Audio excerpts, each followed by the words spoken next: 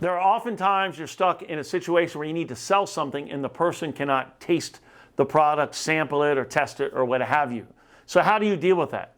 This is Kurt Sasek, president of Wine Taster's Choice, and today let's go over some selling tips on how to handle hand sells or dry demos, or when you cannot sample the product or allow the customer to test it. First, tailor your delivery to the person. Not everybody has the same amount of education, so what you want to do is tailor it to them. Let's use wine as an example. If I am approached by somebody who clearly knows their wines, then I'm going to talk differently to them and maybe use more fancier wine nut terms than I would to somebody who doesn't know wine, because I don't want to intimidate that person who doesn't know wine. I want to speak in a manner they're going to be most comfortable with. And let's not forget, when it comes to wine, there's much ignorance, misconceptions, and intimidation surrounding wine. I can't tell you how many times I've had people come up to me, they're kind of sheepish, like, I don't know much about wine, or I'm not a connoisseur, or whatever. And I tell them, look, don't worry about that. You don't have to be a connoisseur. All you have to do is drink only what you enjoy. Knowing your product also is big here, because you can speak more confidently about it. And because the person can't sample it or test the product, your delivery has to be spot on. And again, this is where knowing your product will give you the confidence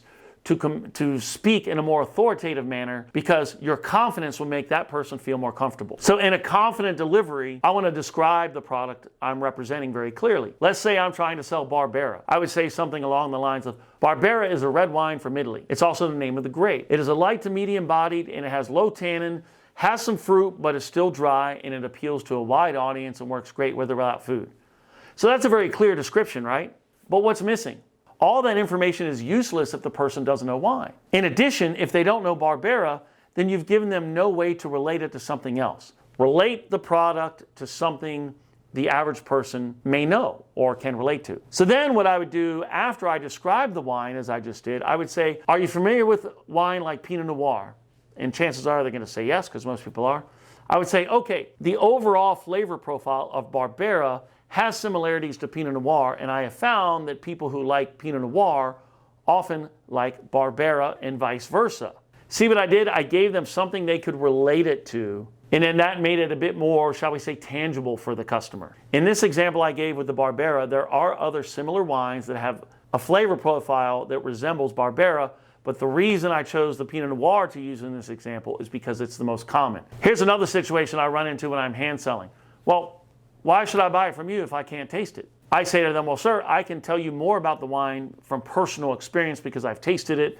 So I can tell you more about the wine than what you can learn from the tag on the shelf. So basically, I'm giving you first-hand knowledge, and that's always going to be a benefit. As a quick recap, remember, 1, know your product. Confidence is hard to fake, and when people can see your confidence, you'll be able to speak with more authority, and it'll make them more comfortable in following your suggestion. 2, know what other products are similar to what you're trying to sell, so you can give somebody something to relate it to, which will help your sales. Giving a personal experience helps. Tailor the delivery to the person. If you have a customer who has more wine knowledge, then yeah, go ahead and pull out the more fancy wine terms.